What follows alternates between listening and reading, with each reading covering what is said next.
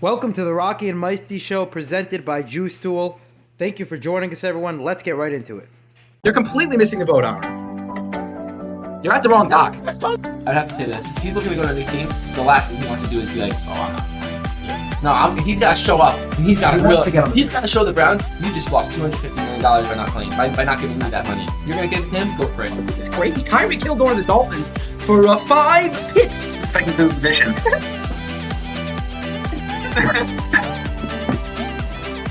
Should we end the podcast now? I bet breaking news. Should we end it now? Now or later? Which one? I walk out right now. Hear it first. That's asinine. You're crazy. He's got the full package. No way. Speed. I don't care. No way. I can't even. It's hard to even look at you right now when you say something like that. That's crazy. We want to talk about legacy-defining plays. And legacy-defining throws. 13 seconds, and you get the ball in field goal range. That is absolutely insane. I'm going to be frank with you guys. Mitch Trubisky is not a good NFL quarterback. He has never been. Okay. And guess what? In basketball, you use a basketball. In football, you use a football.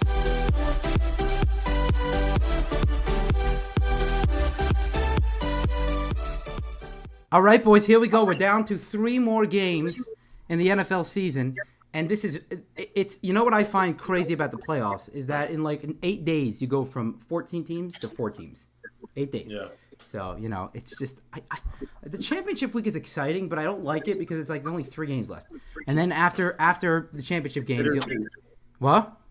Bittersweet. It's very bittersweet. It's exciting. It's down to the wire. It's the end of the season, but at the same time, But anyway, we're going to talk about it. We got some exciting games going on. A lot would say the 4 best teams made it, right? Maybe 4 of the 5. That's arguable. But anyway, definitely these are, you're not surprised by the matchups that we're seeing this weekend. So, we're definitely going to get to it. A lot to discuss. Brock Purdy, Jalen Hurts, Joe Burrow. We got a lot of young quarterbacks. Mahomes obviously is like the veteran of the bunch. Yeah. But anyway, we'll discuss all that. Of course, remember to subscribe, YouTube and Spotify, your preferred platform. Share with your friends, with your family, and everyone. And, let them know Rocky and Meisty Show is right on top of the Super Bowl, the championship weekend. We got it all. We're going to have some good stuff. Super Bowl weekend. We got 2 weeks to sort of have some fun, do some lists, do some fun things, which we haven't even discussed yet. But, of course, we'll make something happen. We'll make something fun happen. You won't want to miss that either. So let's get into these games, man. We got the Niners and the Eagles. So these are the teams 1 and 2 in the conference, in the NFC conference, guys. So, no doubt that you're not surprised by this. You looked at it coming into the playoffs and you're like, 80% of the world probably is like, okay, it's going to be Niners, Eagles, and NFC Championship game, right? All the Eagles got to do is win 1 home game. It was going to be either against the Giants or against the Cowboys. You didn't know who was going to be the Bucks.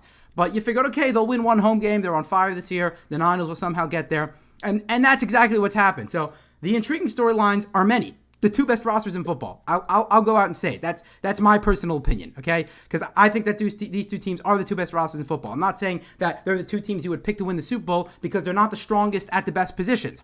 Jalen Hurts and Brock Purdy are both unproven quarterbacks. But, you don't have Mahomes, you don't have a Burrow, you don't have an Allen. But at the same time, roster-wise, you have a top 10 defense and you have a top 5 defense in football in the Niners. You have a top 10 defense in football in the Eagles. You have playmakers on all sides of the ball, dominant running games on both ends. You have dominant passing games on both ends. You have versatile quarterbacks, versatile players along. You have great offensive lines. So really, when you look at it, these teams are just matched up really well. What are you guys looking for here, Yehuda? What are you looking for in this matchup? Because there's so many things where you could look at when you start to look at this matchup. This game truly feels like a 50-50 game to me. Both, like you said, 2 of the best rosters in football.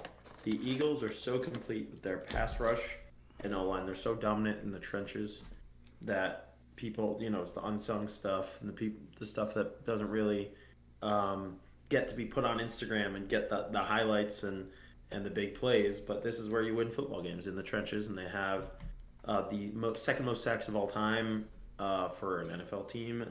They, almost had a chance to break it. 86 Bears. They had 70. The Eagles had 70 sacks, and their O-line obviously is amazing. Jason Kelsey leading the charge. Lane Johnson playing with a torn groin, hurting every play. But their linebackers are really solid. They have 2 lockdown corners in Bradbury and Slay. And I don't know how they got C.J. Gardner-Johnson from the Saints for free, basically, their trade. And then that's just their defense. And then on offense, they have one of the best rushing games in the league. An MVP caliber quarterback, awesome receivers on the outside, and some solid running backs, and the giant killer, Boston Scott. So the Eagles are a really, really complete team. And they have solid kicking game as well. You know, their punter doesn't really punt that much, but Jake Elliott is really solid kicker. But then you have the Niners with the same thing. And the Niners, I would argue, have a better defense and have better linebackers. Maybe their pass rush isn't as good because they don't have the numbers that the Eagles have, the 4 guys who have over 10 sacks, the Eagles do. But they have Bosa. They have Omena, who's going to play even with this, with his assault stuff going on this past week. And they have a little bit weaker secondary than the Eagles, but their pass rush is good enough and the linebackers are good enough in coverage that they can have literally Fred Warner on a receiver covering CeeDee Lamb last week, and it still worked out for them. Like that usually does not work out when you see a linebacker in the slot on a corner. That usually is going to favor the offense 9 out of 10 times, but not with Fred Warner. So that's a scary defense as well. So, and then the biggest question is still Brock Purdy. Obviously, he's played really well, but this is his first East Coast game. If you look back at his schedule, he's played every single game has been a home game, besides for games in like Seattle or Vegas, were his away games. So he's been home for the past 2 playoff games. So he has literally never traveled past the Central Time Zone, maybe even the Mountain Time Zone. So going west to east, playing on the road in the Link. And we know Eagles fans are they're very courteous. Let's say they're very welcoming. City of brotherly love. The brotherly love, exactly. So it's a very, very difficult situation to go into for your first road playoff game and your first East Coast game. So we'll see how he responds, because he's still the biggest question. They have an amazing set of the amazing run scheme with Kyle Shanahan, an awesome running back from McCaffrey, who's dinged up a little bit. So is Mitchell, but he's got his security blanket, George Kittle, who's just a beast, a very silly goose. We saw him laugh, making eyes at the camera in the Dallas game, and just being overall very silly. But they got Debo and they got Ayuk. These rosters, like you said, are so good, and it really could come down to the quarterback. And I would give that edge to Hurts right now, but this is a game where it's just every play matters and every little thing happens, and who is going to win these reps, because it's going to be incredibly exciting. It's going to be incredibly close. Yeah, by the way, up front is a fantastic, I think the one advantage, you also said that the Niners probably have a little bit of an edge on the defensive side. I think the Eagles probably have a little bit of an edge on the offensive line. Trent Williams is probably the best tackle of our generation, right? He gave up 1 pressure to Micah Parsons last week, which is unthinkable. The rest of the offensive line against the Niners gave up 6 or 7 pressures to Micah Parsons. So, it's not like they contained Micah Parsons. It was just that Trent Williams himself is so dominant that, I think Parsons lined up against Trent Williams 11 times and only 1 pressure, which is unthinkable against him. So obviously they have the advantage there. But the rest of the Niners offensive line, Mike McGlinchey on the other side has sort of been average. They don't really have such a great offensive line. And, Brandon Graham. What? He got tossed. If you saw that play, Micah Parsons literally tossed him with one arm. It was the most ridiculous thing. He was feasting. He was feasting on the right side. He was feasting on that side of the line the entire day. Exactly. And now you got Brandon Graham, Josh Sweat. You got a lot of talent up front for the Eagles. So that's a big question mark. That's what I'm liking here. So there are advantages you could see on both sides of the ball. I see some advantages on the Eagles side. Like you said, the Niners have an advantage, a little better of a defense. Jalen Hurts is still young. They still have a little more experience on the Niners side if you're into that type of thing. So, at the end of the day, it's going to be a toss-up. It's a toss-up of a game, Ice-T. What are your thoughts on this one? So, first of all, you'd have to demolish everything you just said. Let's just start with where Brock Purdy went to college, Iowa State University, right? So I was like, all right, let me just quickly look at the weather in Iowa State University. It's 9 degrees currently. So to sit here and say, oh, it's cold, East Coast, you can't do it. I don't know about that, Chief. But let's talk. But you want to talk about going into the Link? Yeah, completely agree. He has no clue what he has no clue. But he played in the Big Ten. He's been to Michigan. He's been to Penn State. He's been to big teams. He's been allowed. He played Oklahoma. I mean, he's played Jalen Hurts before. He literally played. He went for 2 to beat him and missed. So that. He almost beat Jalen Hurts in college. the storyline on this on the 49ers is just an incredible story. I'll tell you like this much though.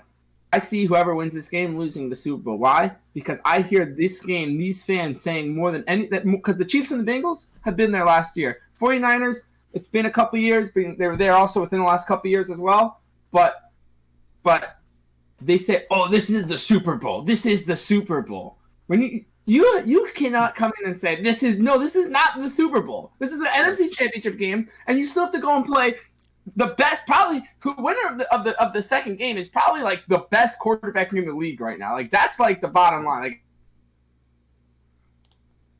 if Joe Burrow wins, he could be like, dude, I'm 4-0 against you. Like you have to beat me. And on the other side, so we'll talk about that later though. But right here, and I'm so excited. This is an old-fashioned football game. This is how I love watching football. This is how I grew up on this. In the trenches, on the offensive line. Can the defensive line get through? Is the offensive line that much better than them? It's always one of them. I mean, we've seen that for years. Those are always the best games, right? And the versatility of every single player on the 49ers is so mind-blowing. I just watched the play of Kyle Juszczyk coming from the running back position, fullback position, come to the outside. He then came all the way back across and then caught a toe-tapping catch 35 yards down the field. I'm like, what fullback? Fullback what player? Yeah. Most players, even in the world, most NFL players struggle to do that. Here's a fullback doing it. I'm like, this is incredible. I don't think the Eagles know what's about to come into their stadium either, though. We're talking about the high-powered, a team that's 7-1 against the spread in his coaching career in the playoffs.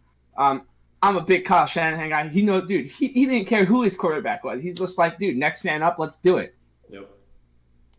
Yeah, I want a score prediction so we could TikTok. I'm quarterback proof. That's the most perfect team in the world. If you're being quarterback proof is huge. So, to me, I see this game going like absolutely nowhere, but being one of the most incredible games it will ever watch. Like it's gonna be.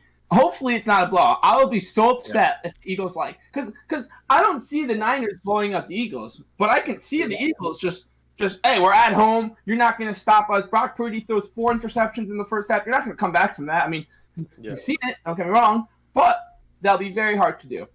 So, but I do see the 49ers coming out on top just because all around in every position you match it up, besides for quarterback and even receiver, I don't know. It's pretty even, but all around, pretty much the 49ers have better position overall. Now, on the line, you can say, yes, the Eagles' offensive line, it's insane. Their defensive line, by the way, they had, 20 of their sacks or 15 of their sacks came in 3 games. Like, yeah, they have a lot of sacks. Don't get me wrong. What they have historic that 3 or 4 players, 3 or 4, whatever it is, have 10-plus sacks. Yeah, it's very historic. Don't get me wrong. It's very historic.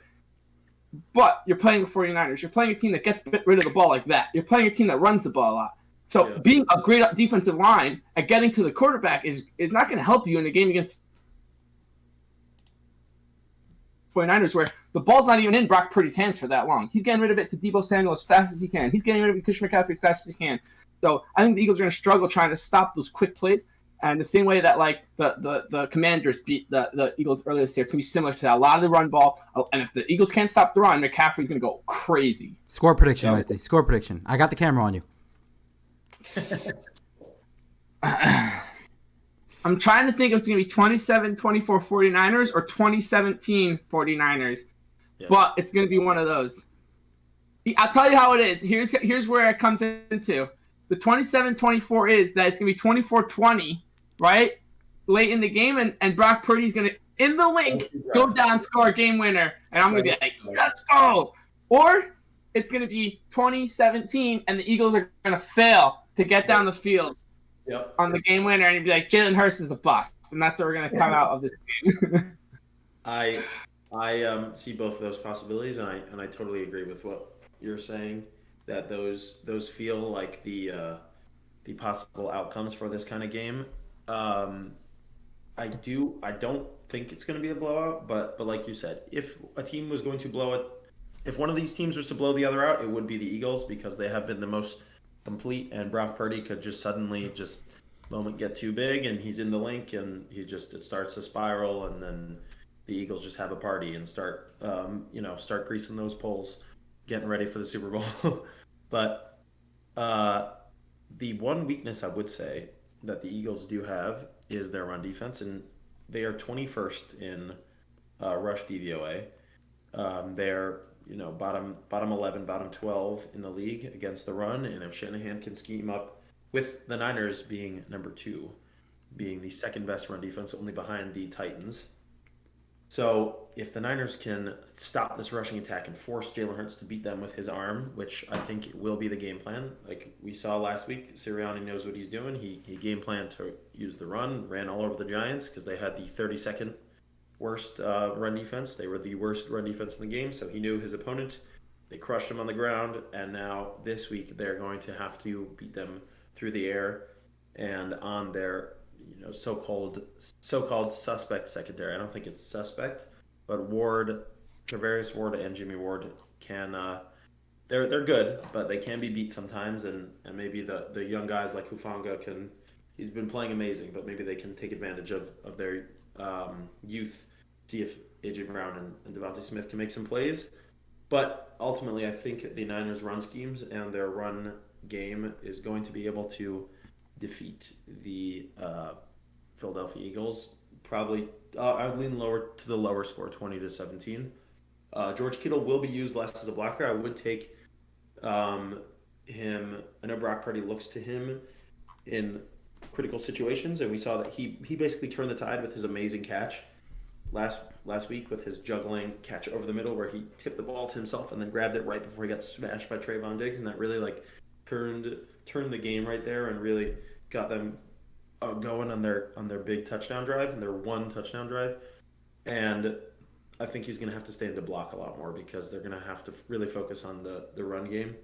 So just betting tips, I would take his under probably. I think it's probably around 50 something yards, but he's definitely going to make a difference as a blocker. But and take the over on their rushing totals, because even though McCaffrey and Mitchell are hurt, they are they have calf strains or whatever ailments. This is the NFC Championship. This is go time. The chips are down, and they're going to use them a lot.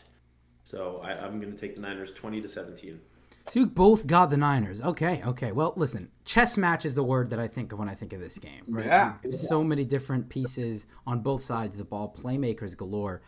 Obviously, the Niners have the edge in there. They just have so many versatile players, right? I always say Debo is sort of a receiver is a receiver that plays running back, and McCaffrey's sort of a running back that plays receiver, and Juszczyk is a fullback that plays tight end. So you guys and Ayuk also can line up in the backfield. You can put him in the slot. You could put him out wide. They could really do so many things with these players. So obviously, it's a chess match. But guys, I think the Eagles are going to win this game. I know that you look at the Niners from a roster standpoint. There is what to say. The Niners have a better roster, but the Eagles have the edge at quarterback. Jalen Hurts has been playing a lot better than people think this year. People think, he's just a dynamic rusher. It's not true. He's probably a top 10 passer in the league this year. You force him to sit back there and make some passes, he can do it. I'm not saying he's going to at a high level, like the NFC Championship game. You put him down by 10. Can he come back from it? I don't know. But I like what I've seen from Jalen Hurts so far. They haven't overcomplicated the offense for him, right? It hasn't been where he's needed to make big throws, per se, from, coming back from 17 points. He needed to make big throws, put him in a hole. That hasn't really been the situation they've been in. The Eagles have been very dominant throughout the entire season. Neither of these teams have been battle-tested, guys. Neither of these teams have really played particularly good teams. They have not had a difficult roster. Both of them, in terms of strength of schedule, were lower echelon in the league. So, neither of these teams are really tested. This is going to be the biggest test for both of these teams. So that's what's fascinating about it. But in terms of Jalen Hurts himself, they don't overcomplicate the offense. They run the read option. They let him do his thing. He finds A.J. Brown occasionally down the field. Goddard is a huge weapon, fourth best tight end in the league according to PFF. He's a huge weapon in the middle of the field there. This is going to be just a fun game to watch. I don't know which game I'm more excited for, guys, but I'm going to say Eagles are going to win 23-16, lower scoring. What's the over-under in this one? What's the over-under? Point there is 45. What? 45.5, yeah. 23-16 would be 40. I sort of like the under. I mean, it's not that the offenses are very explosive, but it's just I feel like yards are going to be so hard to come by in this game, Every inch matters. Right, every inch. It's a game of inches, football. So, yeah. So you guys got the Niners. I got the Eagles. And that's that. It's only going to be 50 degrees, so it's going to be nice. It's nice. It's going to be nice weather. That's good. Yeah, 3 o'clock game. So for Philly in the winter. I just spoke to Morty. He told me he's to tell the podcast that he also picks the 49ers to win. Yeah, right. Oh wait, I think I have Morty on the phone. 1 second, Morty. What? No, he said the Eagles. Yeah. He said, Yeah. hold on. 49ers? Oh, I lost. You must have very bad reception. Maybe you should check your cell service if that's what you heard. But no, certainly it'll be exciting. We're actually recording this Saturday night, so tomorrow, I can say tomorrow. This is the first time we've done this. But we'll have this to you, of course, before the games on Sunday. Okay, so unless we have any final thoughts in that game, we'll move on to the next one. Any closing thoughts? This game to me is the Super Bowl. No, I'm kidding. No, I would say real quick, receiver-wise, people say that A.J. Brown is a better receiver than Debo. I think Debo is a better offensive weapon because he is able to be a running back, and he's just so thick and he's so sturdy that his yards after catch it's incredible how he turns these 7-yard slants and these 7-yard outs into 20, 30, 40-yard gains. So A.J. Brown is an amazing receiver and an amazing dynamic X outside guy. But Debo is just a better weapon. Is going to be able to make, I think, a few more plays. I think Devontae Smith is probably better than Ayuk, but Debo as a weapon in this offense just is deadly. And the yards after catch is really going to be, like we said, every inch matters, and he's going to make some plays. And also just another thing, when it comes down to the coaching of this game, so Sirianni's been doing a very good job with the Eagles, don't get me wrong, but we're talking about Kyle Shanahan, who's been in this moment. Kyle Shanahan been in big moments before. He's seen all and when you talk about digging into the bag of tricks, I'm going with the 49ers, right? All their trick plays that the 49ers can run. You're talking about guys like Kyle Juszczyk scoring touchdowns this week, all sorts of things. If there's a time to pull it out of the bag, it's now. And if you don't think Kyle Shanahan has tricks up his sleeve galore, ready for And on the other side, and this is how you win games. You win games by these little bits of trick play here or trick play there that gets you. My other prediction for this game is that there's gonna be a early 4th down in this game, early in the game, yeah, and someone's gonna go for it and not get it, and that's gonna be the moment in the game where I'm just like, oh no. A big switch. I had the camera on you for that one too. Good. We got some good TikTok moments over here. All right, I love it. If you think we don't do some clickbait stuff, you'd just be kidding yourself. So, But One, the Wizards won on the road, bro. What happened? The Wizards won on the road tonight. What are they? This 12th, 13th seed? I don't even know what's going on. Hey, you know what? They might be the 12th seed, but in the West Coast, we talk about the 12th seed more than any other team in the West. Is it the Lakers right now? It's ridiculous. I got the Lakers Clippers. Oh my gosh. We're talking seeds. Let's talk 12 seeds, baby. Oh my gosh. I know the Lakers. Let's stick to football, please. I, for one, am very excited about the second game because I'm ready to debunk a certain narrative that I absolutely despise. And here's the narrative. Well, if Joe Burrow beats Patrick Mahomes on Sunday, he must be better. 4-0. He's 4-0 against him. He is. It's a ridiculous narrative. That Joe Burrow is not playing Patrick Mahomes. The Cincinnati Bengals are playing the Kansas City Chiefs. Joe Burrow and Patrick Mahomes are never on the field at the same time. Not even for 1 second during the course of the game. Not for 1 second. It's a ridiculous narrative. At the end of the day, the teams play each other. So there are 22 players on a field in an NFL game. If the Bengals happen to beat the Chiefs, and Burrow happens to beat the Bengals. So can you say the Bengals are the Chiefs' kryptonite? Sure, I can buy that. Can you say the Bengals have the upper hand, are matchup-wise, are a great matchup for the Chiefs? I can 100% buy that. But to say that a quarterback is better than another quarterback just because his team happens to beat another team in a game with our 22 other players, in a game where one can outplay the other and still lose, is ridiculous. I'm sorry, guys. I hate the narrative. I don't agree with it. That doesn't prove, you can't. So before this game, everyone agrees. Before this game, everyone agrees. Correct me if I'm wrong. Everyone agrees Mahomes is better right now, right? Yes. Right. And so 3 hours is going to change? 3 hours is going to change. All of a sudden, Mahomes becomes worse the better. That's how it works? I don't get it. I don't get it. Where does that come? I don't like the mainstream media stuff. I just don't like it. Like, think outside the box for a second. Look at their individual performances. Don't look at, well, this team has beaten this team. There's more to it. Anyway, both great players. Joe Burrow was the number 1 ranked quarterback in the league according to PFF last year. Doing a great job. Even this year, they started off slow. lost, 3 of the Bengals' 4 losses this year were against the AFC North. They lost to the Steelers, Ravens, and Browns. But to everyone else, they seem to just be dominant. So, the Bengals seem to be one of those teams that it's just hard to beat. And particularly to the Chiefs, for whatever reason it is. Maybe they don't match up well. Maybe they can match them play for play because they also have a very explosive offense, very explosive receivers. Whatever it is, the Bengals seem to have the upper hand. But it's got to end sometime, guys, no? Like, they can't beat them 4 straight times, can they? It's just... I don't know, man. It's just hard for me to see. But anyway, I got my point out. Now we'll discuss more of the matchups in this game, Yehuda. So take it away. This is the time when it happens, right? Because they're 3-0. People literally having the discussion that, Burrow wins. He's 4-0. He's better than Mahomes automatically because Mahomes he's one of the 11 guys on defense. He's playing him, and Mahomes is covering Jamar Chase, and exactly. didn't do a good job. So Burrow is better than Mahomes. Exactly. Yes. All three of the I know. See, this is for my Steve. All 3 games, I believe. I'm waiting for my Joe Burrow jersey to come back to my house. It's my brother's other night. So gross. But I didn't expect the Bengals to beat Kansas City the first time that they played them. That was in Cincy. That was in the 2021 regular season. They beat them by a field goal. They play each other last year in the AFC Championship.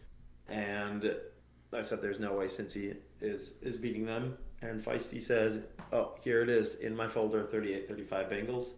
And I looked That was in our intro.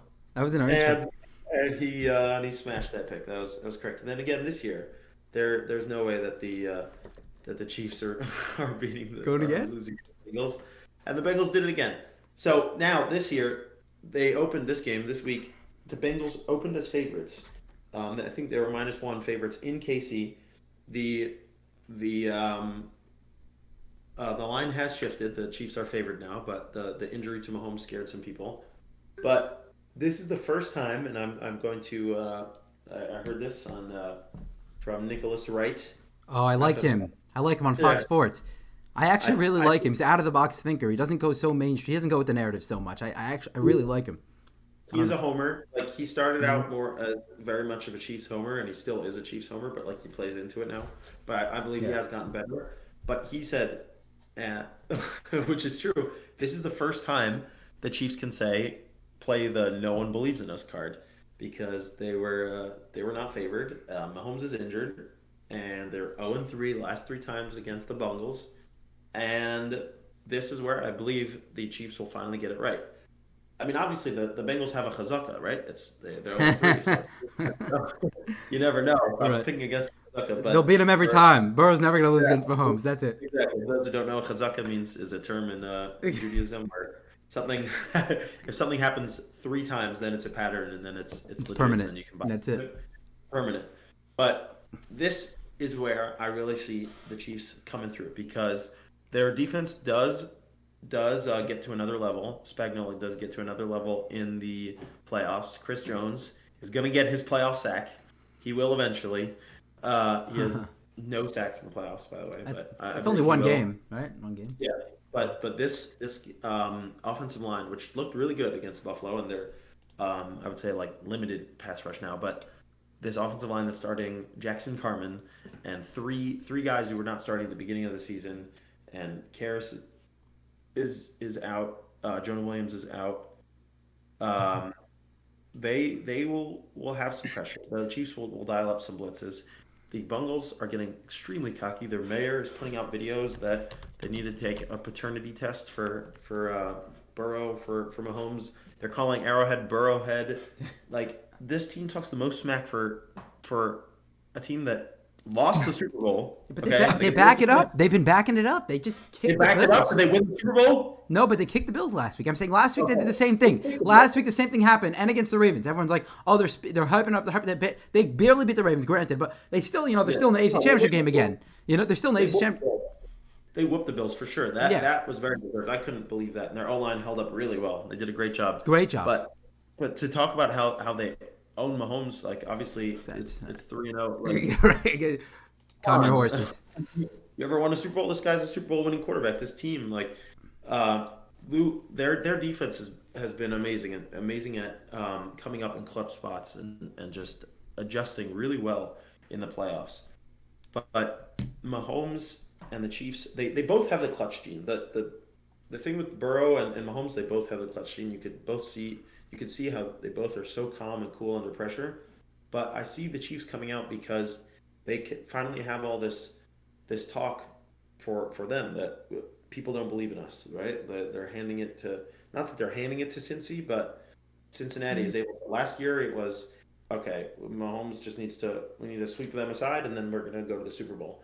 But this year it's, they think they can come into our house and beat us, like, because people are actually picking the Bengals this year, that the Chiefs will be extra fired up. And I trust Andy Reid over Zach Taylor. I still think Zach Taylor is a pretty bad head coach, and he is being bailed out by some insane talent with Jamar Bias. Chase. He's a bad coach. Well, he said that the Bengals have insane talent. That's giving him credit. And his DC has played amazing, but his run game has been atrocious this year. Mixon played really well. When I saw that the Bengals were running it all over the Bills, I was like, this is not going to be good for the Bills, because the Bengals have an awful run game, and Mixon has been really bad this season, besides for like his one blow-up game against the Panthers. But I trust the coaching of Andy Reid over Zach Taylor. And then, when I say all this, somehow the Bengals are just going to coax Mahomes into an interception from nowhere and then hit a 60-yard field goal like they did last year. We all know it's going to happen. Yeah, but I still think that the Chiefs have the coaching edge as well. Yeah. If you were to predict one team, that's the problem. But it obviously doesn't always go with logic. But go ahead, Feisty. The way I see this game, I mean, you can't just pretend Mahomes isn't hurt. He was diagnosed with a high ankle sprain. That's not something that you just like, oh yeah, play on. Dude, high ankle sprain is not something that like we think like, oh, we sprain our ankles. I mean, just like, oh yeah, I keep walking. Like, dude, it's a lot different when he sprains it and tears everything than when you little fall off the curb and hurt yourself. And he relies on his athleticism a lot and his mobility also. Right, his mobility. So yeah. I mean, but like Huda said, if you don't think that of course that Andy Reid will have something cooked up, for sure he will. I have zero doubt in them at all. So and that though, like Huda said in the beginning as well, I don't think it can happen 4 straight times. I mean, it's tough to say. I root for the Bengals because it's the division. And I want to see our division be successful. What? And it sounds stupid. But listen, first of all, there'd be nothing better than the Bengals winning the Super Bowl, because that means next year they miss the playoffs. Okay? Let's start with that. 2, and Rocky's always talking about the future. So we have to talk about that. And 2, you do want to see, because when the team that's better than you, right? Like when the team that's like better than you in the division, ends up losing, and you're like, you suck. Like, we could have freaking won that game, and you're like, come on, Bengals. You do want to see the Bengals. Yeah, you do. I know you say you don't, but you're just a silly Ravens fan, okay?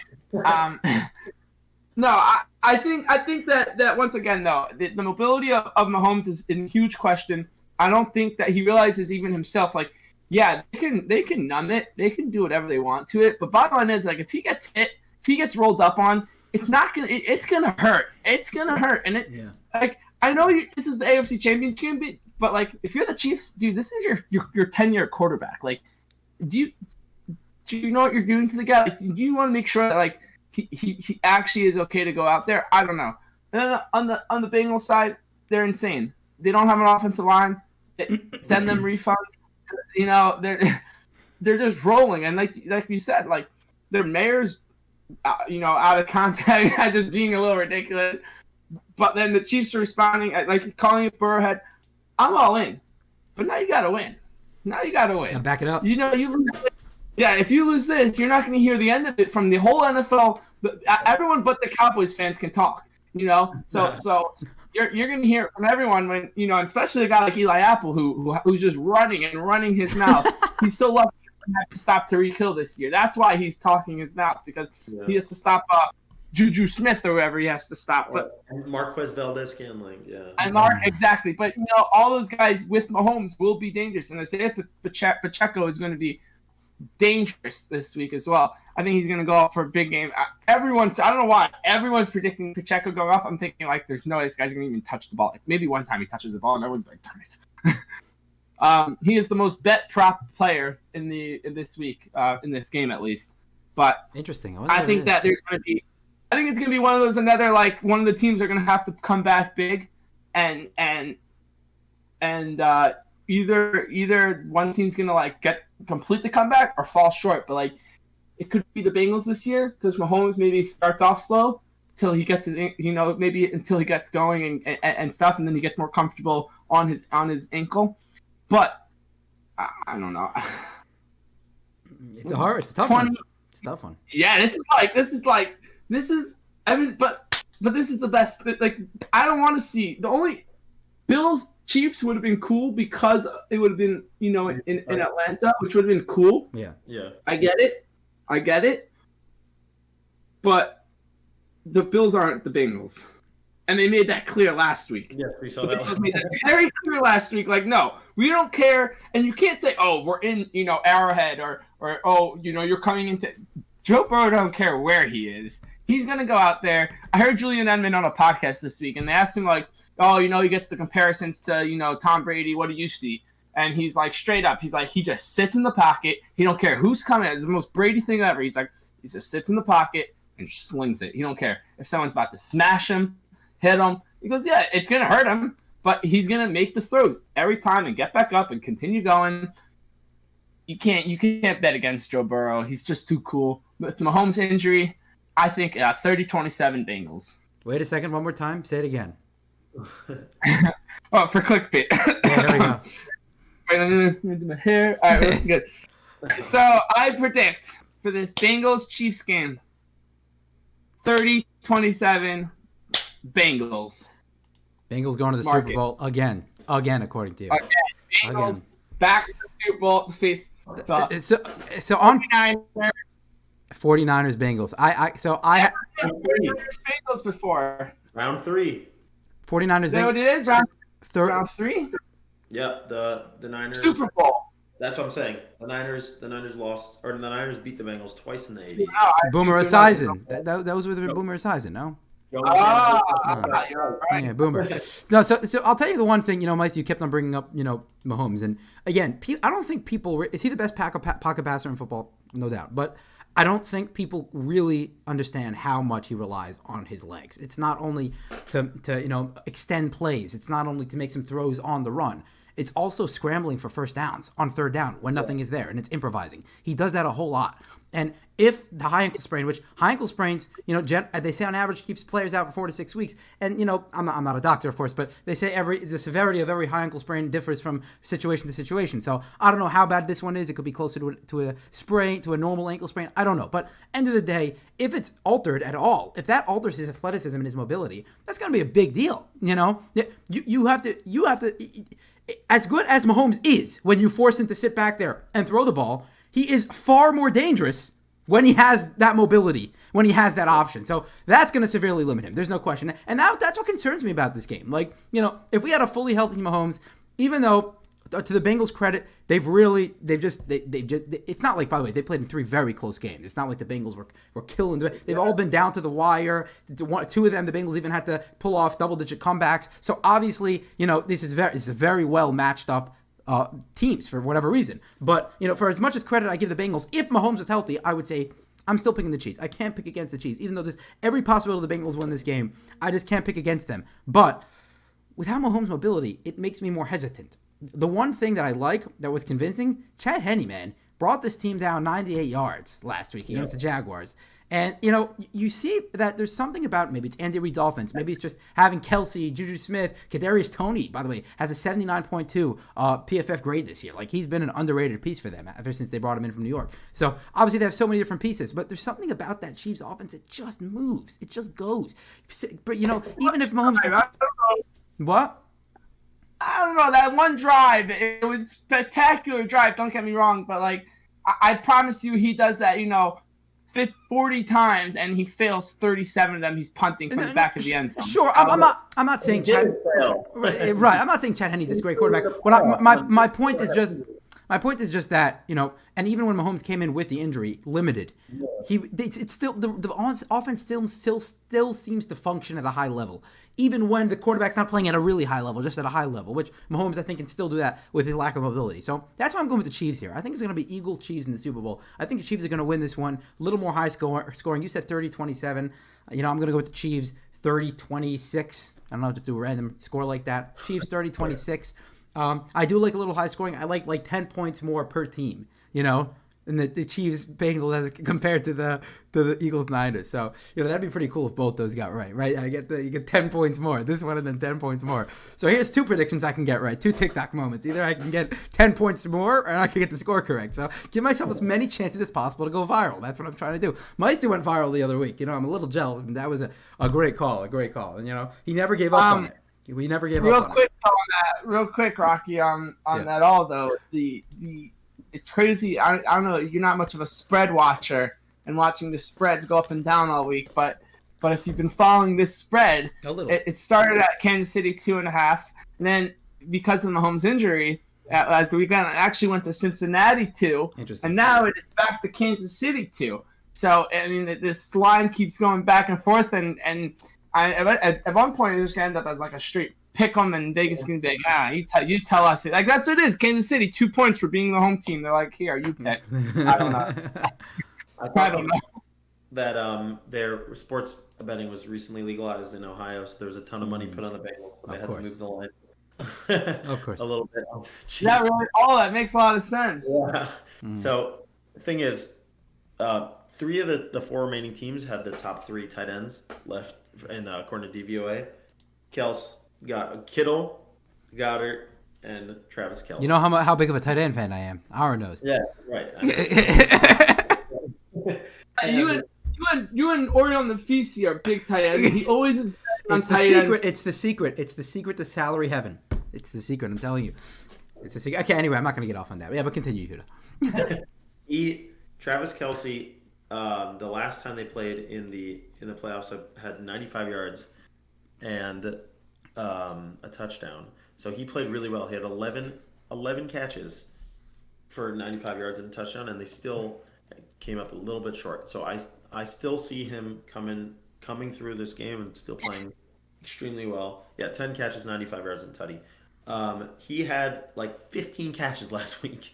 You saw that the receivers are not really able to separate as much without Tyreek Hill, and obviously their offense is still really good, but when the chips are down and you need a guy, you throw to Travis Kelce and you make it happen. And he is going up against Jermaine Pratt and Logan Wilson, two really solid linebackers, and I believe Pratt is one of the best coverage linebackers. Rocky, if you could confirm that on PFF. The only reason the Bengals are still in the playoffs right now is because of Jermaine Pratt. That play he made on Tyler Huntley. That was all him.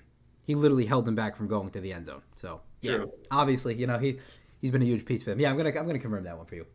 He has been playing really well, and I know he was talking some smack in 2020 before the Bengals were good, but when the Ravens whipped them. But now he has really improved as their defense has improved, and his match, and I think is it Flowers also, who is like a safety. Nickel corner type player who has to cover the tight end. It's going to be just a huge matchup. Very good. You were right. Number 1, he's 90.2 coverage grade, best amongst linebackers. Yeah, so I didn't realize he was that good. Yeah. So that's going to be huge for the Kelce matchup, because they're probably going to have him matched up a bunch, and the Chiefs are going to try their best to make sure that he's not matched up with him, because Kelce is their best playmaker, and they're going to have to try to get the run game going, which I don't know why Pacheco's heavily betted on. Like, their run defense is solid. Like, I don't understand why he would be. If anyone, I think McKinnon would be the one who is more likely to make an impact, because he's more of a receiving back type guy. If they can get Kelce out in space away from these good linebackers and use McKinnon in space. But that matchup is going to be huge and really exciting to watch. And the other big matchup is going to be the Chiefs D-line against this very suspect offensive line. They played amazing last week, without Jonah Williams as well, who's again out. He got hurt in the Ravens game, and the Ravens were able to confuse Burrow and give him some looks that got some pressure on him. They just couldn't finish the sacks all the time. So we'll see if the Chiefs are able to finish the sacks. And I believe Chris Jones does finish at least one of those sacks, gets his first career. Yeah.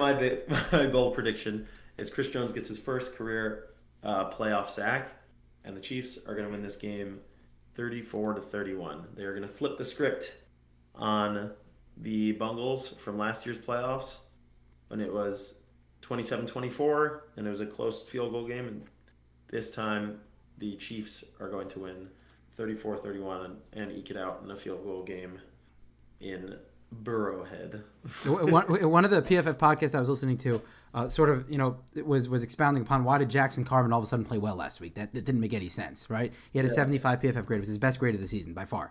So, what happened? The Bills have a pretty solid pass rush, even without Von Miller. So they were saying that his natural position is actually guard, and they had to play him a tackle last week, but they switched him to guard this week. And when he plays guard, he's able to get lower, whatever. There's certain mechanics when it comes to an offensive lineman that he's able to sort of play more of his natural position, and he's much better. So, if they can keep him at that natural position and they have sort of 2 or 3 minutes. Problem is Alex Kappa's not going to play either. I don't know what Lyle Collins' status is. I don't know if we have an update on that, but Jackson Carman, by the way, compared to Jonah Williams, is not really a downgrade. Jonah Williams was not playing well this year at all. He would, yeah. So true. So that's not really a downgrade. Alex Kappa will be missed. He's probably their best offensive lineman. But if Lyle Collins does play, no, he tore his ACL. He's done. Oh, Collins is done for the year. Yeah, he tore his ACL in right. So December. that's going to be a problem when you have 2 starting offensive linemen out. That's a problem. Like the difference between 1 and 2 is huge. It's not really because Jonah Williams stinks anyway. But right. But they don't have starting caliber players on the offensive line. They had a couple, but they're both injured now. That's what they spent the offseason doing. They spent the offseason. Okay, we're going to get back to the AFC Championship game against the Chiefs. This time we'll have Alex Kapp and Lyle Collins. No, sir. So that it stinks for the Bengals. It's unfortunate, but yeah, that's the thing. You have Mahomes' injury, but then you have the Bengals up front. There's no way they can have the same amount of success up front that they did last week. They'll probably closer to the Ravens week, and maybe even worse because the Ravens, the Chiefs have Chris Jones. The Ravens don't have anyone near that caliber, so it's going to be a struggle up front. Let's go through it again, right, real quick. Bengals have proven that, Joe Burrow has at least proven that, I don't need my offensive line as much, or at least I just need my guys to click. And the guys happened to be last week, they clicked. Right now, the Bills maybe the Bills just weren't that good. And yeah, Chris Jones is that good, but at the same time, the Bengals have proven all season that no, we can win without this offensive line playing very well.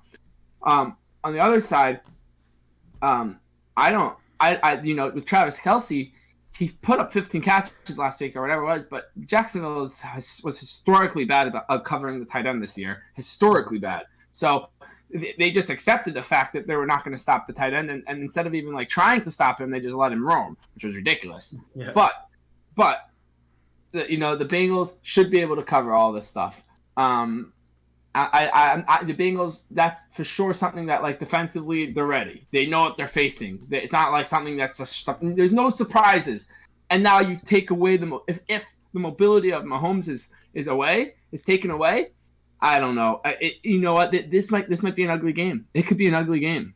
The Bengals can really because you can't add the home team here has the much better. Sorry, LeBron James just missed a game winner. I knew it was a basketball something. He's playing the Celtics. Lakers Celtics cannot keep an eye on that. Historic. Anyway, that's historic. That's about all it is. Historic. So, but no, this it can get ugly. I think, and Cincinnati can really blow them out if Mahomes really can't be mobile.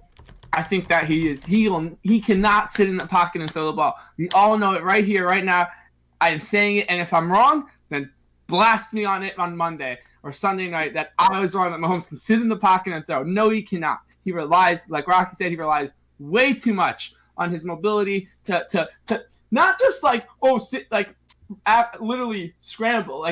His ability to just lean back, off back foots, off these weird angle throws. You're not going to be able to just make a twist with your body and throw. It's going to hurt. It's not going to be a comfort thing. You know what? Bengals 34, Chiefs 17. Holy moly! Oh my gosh. Okay. Well, first of all, LeBron claims he got fouled on that last play, so I guess we'll have to watch that. Let me go back to it. No. I Yeah, can go I back guess to it. that's just what Twitter's going nuts. He was smacked. Yeah, Twitter's going nuts, but sometimes it doesn't look like 'cause LeBron's so physically.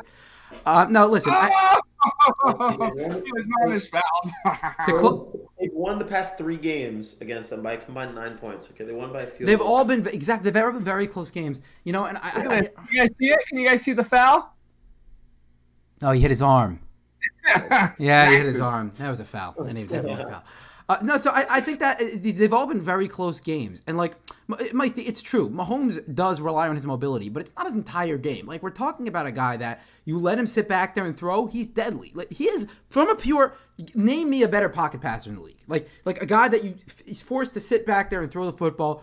Now that Brady's at the end of his career, now that Rodgers he's looking somewhat on the decline, I don't think you can name me a better pure pocket passer. Now, the mobility adds significantly to his game. It makes him Patrick Mahomes, the best quarterback of the generation. But you take away that mobility, he's still one of the best quarterbacks in football. No. Of course. But I'm saying when you take away his mobility, and now you're not having to worry. I'm talking now in the case here where his mobility is literally taken away from him, where there is no scramble for him. Now, as a defense, you don't have to ever worry about that. You know he's going to sit in the pocket and throw. It makes your life, and you're talking about we talk about little things that make the difference. That is a huge thing that makes the difference. If you know that Mahomes, yes, is he still the best quarterback in the league? Yeah. Okay. It doesn't matter if he's sitting in the pocket scrambling out. He's the best quarterback in the league. But once again, it's not Mahomes. It's the Chiefs. It's the Bengals. It's 2 teams, the 2 best teams in the AFC going head-to-head who know each other all too well, who've been in this exact situation a year ago. So they know that if Mahomes can't move, they can push the pocket a little bit more. They can force him to move. They can do things that aren't take him out of his comfort zone. And no one wants to be out of their comfort zone. And if you take Mahomes out of his comfort zone, you have a much better chance at winning. Watch the first drive Mahomes runs for a 15-yard scramble, and everyone goes, "Uh-oh." I can't be 15. Yeah. It has to be he just runs and he gets hit and he gets up and he's like, first down! He goes crazy. Dude, you want to talk about an eruption in the stadium? Place would go nuts. If he got picked up a 3rd and 12 and no one was open down the field, scrambled out, got 13 yards, just picked up the first down. Cut to the first down, a dive. It's wobbling to the first down, skipping, like a gallop. We joke about it, but that's exactly who he is. That's what makes him the best player in the league. Where he's like, I don't care. I have a spray. I got to run. I'm running. I got to hobble. I'm hobble. He don't care what he's got to do. You see him out there. He does it. He was so pissed that they were told him, hey, you have to go get checked out. He's like, nah, whatever. Don't worry. I'll check it later. I'll check it later. That's exactly what he was trying to do. He just wanted to get out there, throw the ball. Dog. Yeah. Dog. I know that reference I know because I've been listening to this other thing. So. But some of your references I don't know. Some of you guys get these references that I'm not familiar with. Mayor of Cincinnati, to one of his replies, the Chiefs, Patrick Mahomes' trainer posted a picture of an X-ray of Mahomes' ankle and put a dog in his ankle. Oh, that's funny. How his ankle's looking. Oh, and it was just a dog. That's funny. Listen, one more thing I want to say. Jermaine Pratt, you mentioned Yehuda how good of a coverage linebacker he is. It's different when you're going up against Travis Kelce. It's just different. Linebackers by nature have a mismatch because against great tight ends, right? Because if you're going to line up a linebacker's natural position, they're not naturally great coverage players. They're just not. It's very hard to find a good coverage linebacker nowadays. The fact that Jermaine Pratt is covering as well as he has is that in itself is an anomaly. So, oh no, Mike, see what happened. But anyway, you'll tell us after I finish my thought. But anyway, so I still think that's an incredible mismatch. You look at the Chiefs' offense this year, it's been so different. It's been so different than what it was last year. Even though, yes, the Chiefs were forced to throw more of the short stuff last year because teams took away that deep ball. But this year, it's been listen, if all else fails, I have Travis Kelce. And I would like to see how good the Chiefs' offense would be without Travis Kelce. Because Tyreek Hill losing him is huge. It's obviously huge. But they haven't skipped much of a beat. The offense has been just as productive. I would like to see if you take out Travis Kelce, I think that a reason they haven't skipped much of a beat is because of Travis Kelce, not because of Juju Smith-Schuster, not because of McCole Hardman, not because of Kadarius Toney. Fine players, they're good players, but it's the X factor that Travis Kelce is. When all else fails, when those guys aren't getting going, you have Mahomes' legs and you have Travis Kelce, and that's what it comes down to. And because of that, the Chiefs are going to be the favorites every week, pretty much. And that's just what it comes down to. So it's a whole different ballgame when you got Travis Kelce and those boys. And I think he's the X factor. It's Travis Kelce. That's what puts the team over the top. It's another level. Yeah. Dude, I don't know if this will make a major difference. I don't know if it's going to make a major difference to your predictions. And this is why we do podcasts on Saturday night, not earlier in the week, because Drake just dropped $1 million bet on the Chiefs. So that definitely swings my prediction more to the Bengals. More to the Bengals. Drake cursing. I think has been not broken, but like it's been broken multiple times. Like he's placed like fat, huge, like $2.5 million bets that have hit Alabama or something like that one or different ones. And so yeah, I wouldn't be so worried, but the only real prediction that you can really tell is when the entire booth or whatever it's called pregame show all pick one team. That's the only way to know the other team is winning. That's the worst. I don't know why anyone would do that. I remember one time the Saints had it Monday Night Football. It was Bucs Saints. It was last year, I think.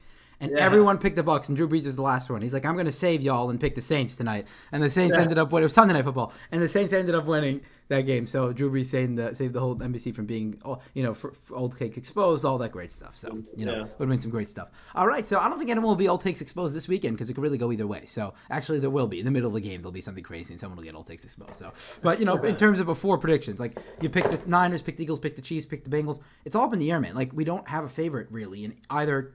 Technically, there's betting favorites, but, you don't have a favorite in either matchup. So, there are 4 potential matchups for the Super Bowl. 4 potential matchups. So we'll see what happens, guys. If you guys have any thoughts, then we'll. If you guys don't have any final thoughts, we'll wrap it up over there.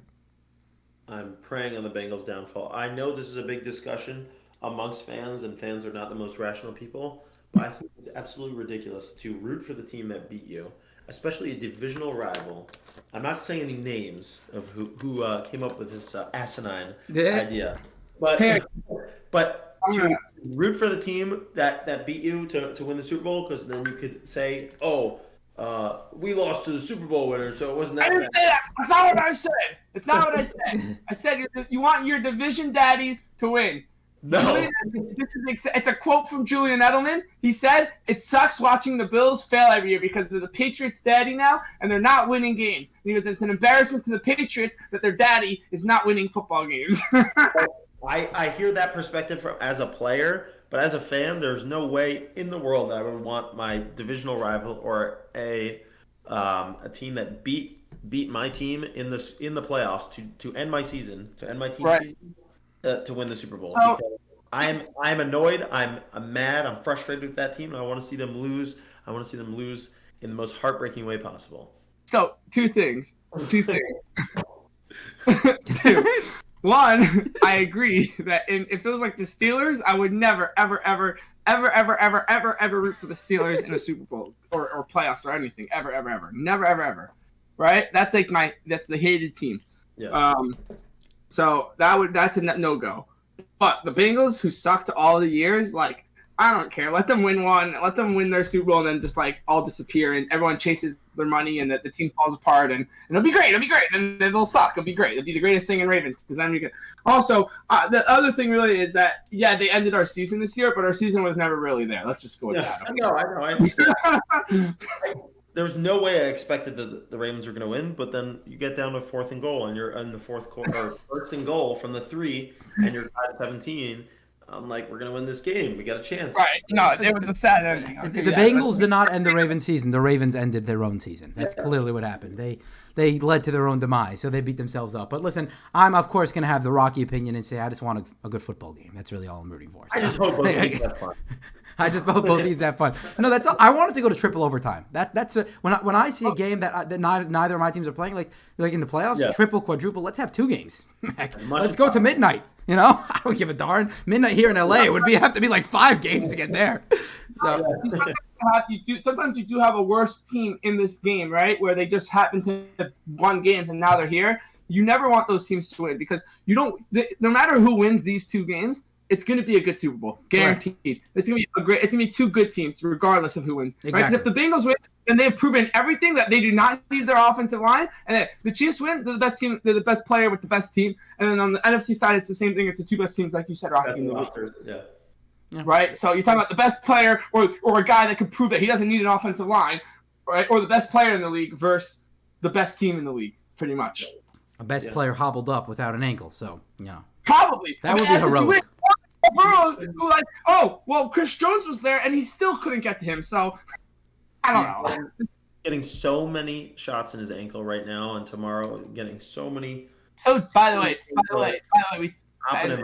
Morty Graham always talked about this. Like when guys get their ankles and all this, like, oh yeah, just shoot it up with it. Then in the long run, in 20 years from now, and not 20, but in 10 years from now, but now I'm saying like when his career is like, oh, should he continue playing? This is when he's like, I can't continue playing. I just don't have it in me. Doing these things to your body, instead of just saying like, no, I cannot play, this is the difference. Now, he's Mahomes. He's going to play. He don't care. He doesn't care. He doesn't care. In 10 years, if he's done, he's done. He don't care. He collected $500 million, but then he don't care. He'll be good. No, but that's the thing. If it's week 7 and Patrick Mahomes' ankle is busted, then he's going to sit out a game for Chad Henne. This is why you play the game. This is when you bust your body and you put everything on the line. Is because you play. It was a Super Bowl. It's the AFC Championship game. Yeah. What does that mean? You have to make it. Be there next year, and the year after, and the year after, and the year after. I guarantee you, Mahomes will be there. This is now. Okay, he's building a legacy. He's trying to build a legacy. Always talking the future. You got to think the future. As a football player once said, I forgot who it was. Well, players say this in general. They always say that in the playoffs, everyone's injured. Every single player is injured. Now, a high ankle sprain is different. That's more injured than everyone else. But everyone is injured. Everyone's banged up. See, it's pretty crazy that outside in the first game at least, there's only like 2 guys on the Eagles have 0 players injured, and the 49ers have Jimmy Garoppolo on the injury report and Elijah Mitchell. Everyone else is like, it's great. Full strength. That's what you want. That's what you want to see. But like you said, no matter what happens, it'll be great matchups. So you just want to see the best games possible. So I hope both games go to quadruple overtime. If it's possible to go more than that, that would be pretty cool. But it's gonna be great, guys. So. And don't forget to tune in to ESPN 30 for 30 February 4th to watch the story about the greatest team in history. Greatest defense in NFL. I said what I said. Who's that? I don't get it. The Ravens, 2000 Ravens. Oh, they're doing the 30 for 30? I didn't know that. Yeah. Okay, good. Tune in for that. All right. I said team. The clip they put out is just Ray Lewis saying they didn't score the Giants. They didn't score 1 touchdown. That's all you need to know. That's all you need. Reading the list, so that he goes punt, interception, punt, interception, punt. I love that. Punt. Yeah. Interception, punt, whatever it was. That defense was ridiculous. 162 points in a 16-game season. Mind you, 33 of them came in 1 game against the Jaguars. So. Yeah. Like it was like 10 points per game. It's like ridiculous. But anyway, people think the Broncos defense is here is good. Please. Yeah. Please. All right. Yeah. So this was pretty impressive. We go through 16 games in an hour. We've now only had 2 games and we've been going for an hour. So, I guess if we had more time to talk about every game, we probably would. But, 2 biggest games of the year, obviously. Yeah, you got it. You got to go off on it. So this has been great. So we got, again, we're very pumped. Whoever wins these games, it's going to be a great Super Bowl. Thank you for joining us, everyone. If you made it this far, that's very impressive, but it was quite entertaining. So understandably so. Remember to subscribe. What? Request me $10. I'll send it to them. If you want to, what happens? Someone really made it this far on our podcast. Tell them they can request money from me. I'll send it to them. Yeah. The real test. All right, I'm getting a call here. So remember to subscribe. YouTube, Spotify, Apple, all that great stuff. And I think we're wrapping it up here. Enjoy those games. Oh, yeah, let's go Bengals!